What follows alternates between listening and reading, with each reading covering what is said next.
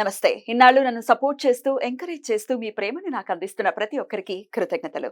అలాగే ఈ వీడియో కూడా ఖచ్చితంగా మీకు ఉపయోగపడుతుంది. లైక్, షేర్ అండ్ సబ్స్క్రైబ్ చేసి మీ సపోర్ట్‌ని నాకు అందించండి. అలాగే ఈ వీడియో పట్ల మీకున్న అభిప్రాయాన్ని కామెంట్ సెక్షన్‌లో కామెంట్ చేసి తెలియజేయండి. ఇప్పుడు వీడియోని చూద్దాం. నమస్తే. Welcome to our channel. నేను కుప్పా పద్మిని. ప్రస్తుతంతో పాటు ప్రముఖ ఆధ్యాత్మికవేత్త, వాస్తు జ్యోతిష పండితులు, లలిత ఉపాసకులు, వాస్తు జ్యోతిష శిక్షణ నిపుణులు బ్రహ్మశ్రీ నానాజీ పట్నాయక్ గారు మనతో పాటు ఉన్నారు. మాట్లాడతారు. సార్ నమస్తే సార్. శ్రీమాత్రే నమః. సార్, ఈ ఆదివారం అంటే 3వ తారీఖు ఆదివారము సప్తమి తిథి కలయికతో వస్తోంది కాబట్టి భాను సప్తమి యోగం ఏర్పడబోతోంది. చెప్పండి సార్, భాను సప్తమి అంటే ఏంటి? ఎలా ఆ రోజున వినియోగించుకోవచ్చు? ఎట్లాంటి సమస్యల నుంచి అధిగమించడం కోసం? భాను సప్తమి, మాఘపాటి ఆదివారము, ఇట్లా కొన్ని మాఘమాసంలో విశేషంగా చేసుకుంటాం. మాఘాదివారం అది. మాఘాదివారం. ఈ మాఘమాసంలో వచ్చే ప్రతి ఆదివారానికి ప్రత్యేకంగా ఈ ఇత్తడి గిన్నెలో పాయసం వండుతారు స్వామివారి కోసం. ప్రతి ఆదివారం ఒక ఆదివారం కుదరలేదు, ఇంకో ఆదివారం కూడా వండుకోవచ్చు, తప్పలేదు. మాఘమాసంలో మాఘ పౌర్ణమి రోజు చేస్తారు. మాఘపాటి ఆదివారం, మాఘమాసంలో వచ్చే ఆదివారం మాఘపాటి ఆదివారం చేస్తారు. ఫస్ట్ ఏవే రోజైతే కుదరలేదో నెక్స్ట్ ఆదివారం లేదా నెక్స్ట్ ఆదివారం అయినా చేయొచ్చు. దీనికి చాలా క్లియర్గా చెప్పినటువంటిది ఏంటంటే, ఆవు పిడకలు తెచ్చుకొని ఆవు పిడకల మీద ఉండాలి. ఎక్కడ మామూలుగా మీరు పొయ్యి మీద వండుతా అంటే సరిపోతుంది, ఇది కరెక్ట్ కాదు. ఆవు పిడకల మీద కొత్త పాత్ర, ఒకవేళ కొత్త పాత్ర లేకపోతే మీరు దాని ఏమంటారు, మట్టి పాత్ర అయినా చేయొచ్చు. నేను అంత కొనుక్కోలేనండి, ఇత్తడి కాస్ట్లీ, ఇప్పుడు పెరిగింది కూడా, అది కాక బాగా పెరిగింది రేట్ ఇత్తడిది. నేను కొనుక్కోలేను, నా దగ్గర డబ్బులు లేవు, మట్టి పాత్రతో వాడుకోవచ్చు. మట్టి పాత్రలో మీరు చక్కగా చెరుకు తెచ్చుకోవాలి.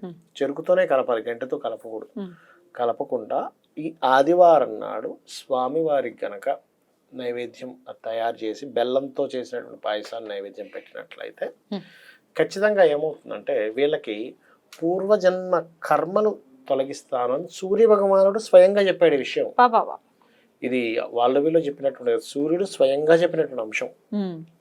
కర్మలు తొలగాలి అంటే, నా కర్మ తొలగాలి అంటే ఇది చేయాలి అని చెప్పారు శాస్త్రంలో. ఓకే, అయితే ఇది ఎందుకు చేస్తారు అంటే, సూర్య భగవానుడికి పళ్ళు ఉండవట.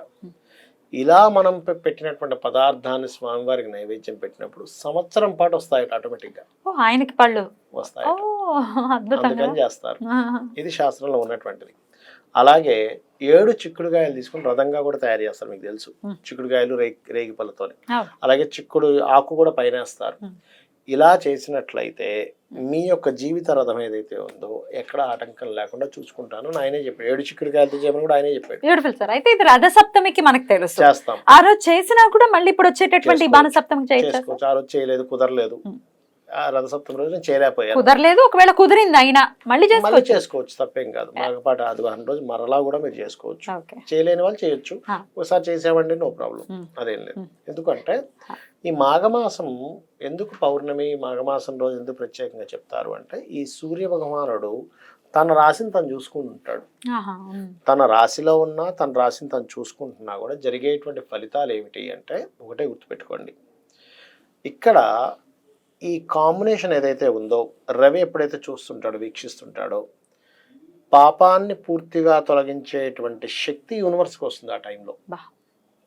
ఇప్పుడు చూడండి, మనకి చలికాలము, ఎండాకాలము, వర్షాకాలం ఎలా ఉంటాయో, కాలం ఎలా అయితే ఏర్పడుతుందో, పాపం దగ్ధమయ్యేటువంటి కాలము, అమ్మవారి అనుగ్రహం ఎక్కువగా వచ్చేటువంటి కాలము, దత్తుడి యొక్క అనుగ్రహం ఎక్కువగా వచ్చేటువంటి సమయము, శివుని యొక్క అనుగ్రహం ఎక్కువగా వచ్చేటువంటి సమయము, ఉత్తరాయణము, దక్షిణాయనము, ఉత్తర ద్వారం తెలిసేటువంటి సమయాలు ఎలా ఉంటాయో, ఇది పర్టికులర్గా పాపం దగ్ధమయ్యేటువంటి సమయం. ఇది మాఘమాసంలో చేసేటువంటి సూర్య ఉపాసన అనేటువంటిది, అది అందుకని చేయాలి. అద్భుతం సార్.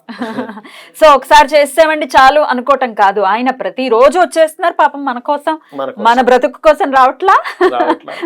ఆశిస్తున్నాడు చక్కగా ఆయన రోజు.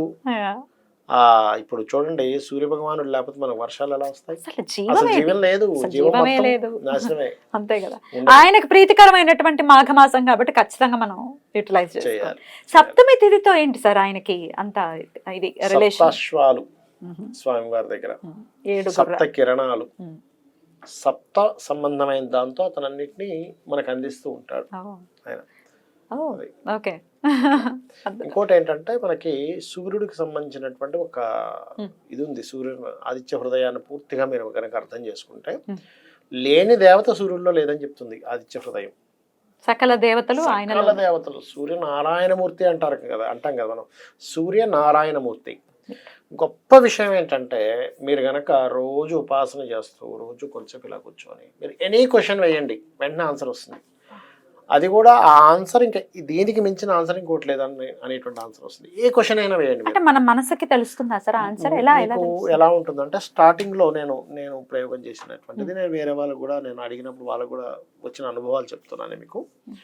రోజు ఆదిత్య హృదయం చదవడం అలవాటు ఉండి, గాయత్రి చేసుకునే అలవాటు ఉన్నా లేకపోయినా కానీ ఉండి రోజు సూర్యుడికి అర్ఘ్యం వదులుతూ మనస్ఫూర్తిగా, అంటే నిజంగా సూర్య భగవానుడు అంటే అదేదో మండే గోళం అన్నట్టు కాకుండా ఒక భగవత్ స్వరూపం, అమ్మవారు స్వామివారు ఏదో అనుకొని అక్కడ అది అలాగా ఆ రూపం దాల్చిందని అనుకొని నేను నిజంగా మాట్లాడుతున్నాను, నా మాట వింటున్నారు సూర్య భగవానుడు అనేటువంటి భావంతో నేను నమస్కరించుకుంటూ ఉంటే కూర్చొని మీరు ధ్యానంలో కూర్చొని స్వామి నేను ఇది చేస్తున్నాను, దీనికి మరి ఏమిటి పరిష్కారం అంటే మీకు తెలియకుండానే మీకు శబ్దం వినిపిస్తుంది చెవులోకి, లేదా మనసుకి తెలుస్తూ ఉంటుంది, మనసుకి మాట వినిపిస్తూ ఉంటుంది.